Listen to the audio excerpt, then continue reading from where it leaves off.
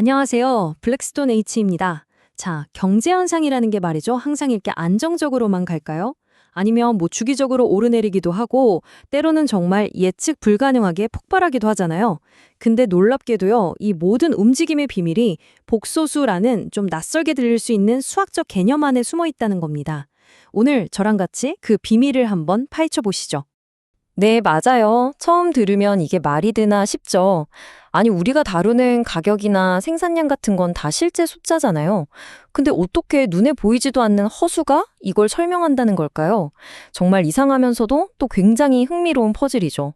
지금부터 이 퍼즐을 같이 한번 풀어보겠습니다. 좋아요.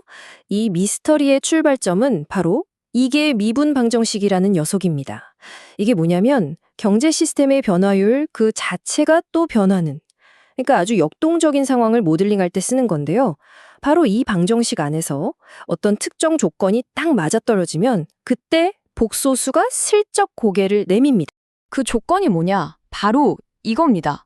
방정식의 개수 A1의 제곱이 4A2보다 작을 때, 바로 이때 방정식의 해, 우리가 특성근이라고 부르는 게 실수랑 허수가 딱 결합된, 그러니까 H 플러스 VI 같은 형태의 켤레 복소수로 나오게 되는 거죠. 잠깐만요, 교수님. 그럼 해가 이렇게 나온다는 건데 저기 지수 부분에 허수 i가 있잖아요. 이건 좀 곤란한데요? 아니, 허수가 들어있는 함수를 어떻게 그래프로 그려서 현실 경제를 설명한다는 거죠? 말이 안 되는 것 같아요. 아주 좋은 질문이에요. 정말 핵심을 짚었네요. 그 문제에 대한 해답이 바로 수학 역사상 가장 아름다운 공식 중 하나로 꼽히는 오일러 공식에 있습니다. 이 공식이 바로 그 추상적인 허수의 세계랑 우리가 발딛고 있는 이 현실 세계를 이어주는 말 그대로 마법의 열쇠입니다. 자, 보세요. 바로 이게 오일러 공식입니다. 2의 i 세타 제곱, 그러니까 허수를 포함한 지수함수가 정말 놀랍게도 코사인과 사인이라는 주기적인 삼각함수로 변신합니다.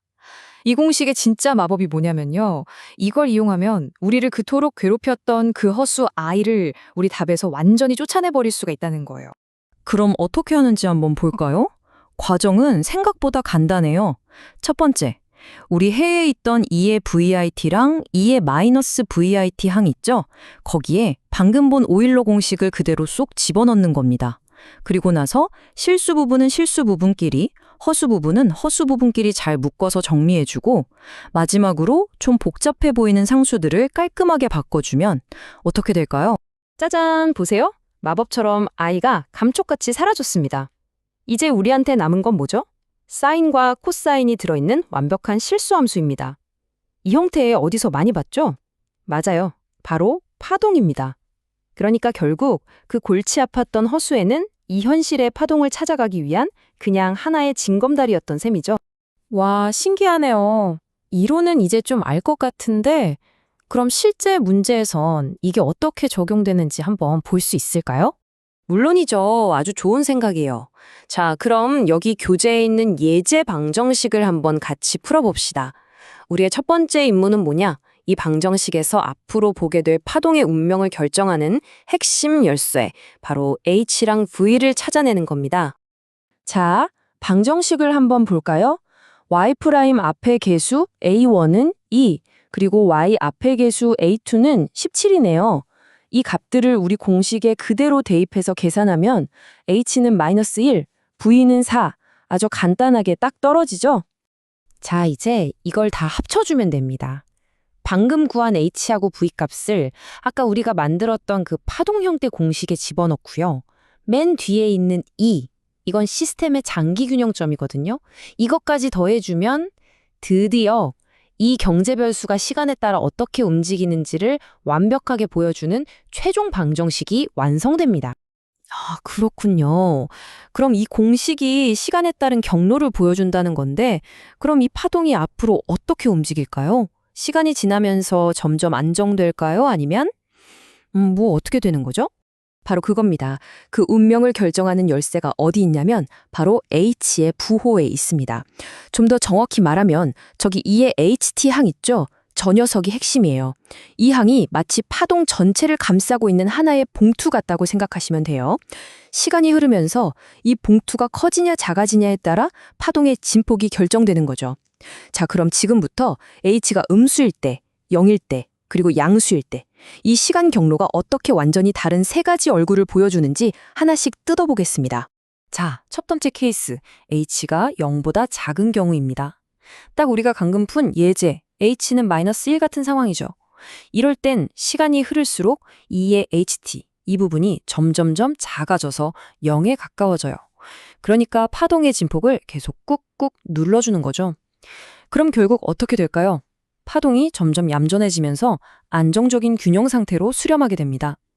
우리가 이걸 수렴적 파동이라고 불러요. 두 번째는요, h가 딱 0인 경우입니다. 그럼 2의 0제곱이니까 이건 항상 1이잖아요? 그러니까 진폭을 조절하는 봉투가 전혀 변하지 않는 거예요. 결국 파동은 처음 시작된 모습 그대로 영원히 아주 균일하게 진동을 계속하게 됩니다. 자, 그리고 마지막, 가장 불안정한 경우입니다. h가 0보다 클 때. 이때는 2의 ht 기항이 시간이 갈수록 정말 말 그대로 폭발적으로 커집니다.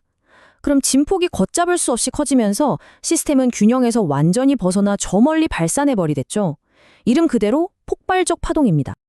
와, 세상에. 그럼 결국 H라는 숫자 하나, 그것도 부호 하나가 이 경제 시스템이 안정될지, 그냥 계속 흔들릴지, 아니면 아예 폭발해버릴지를 전부 결정한다는 거네요?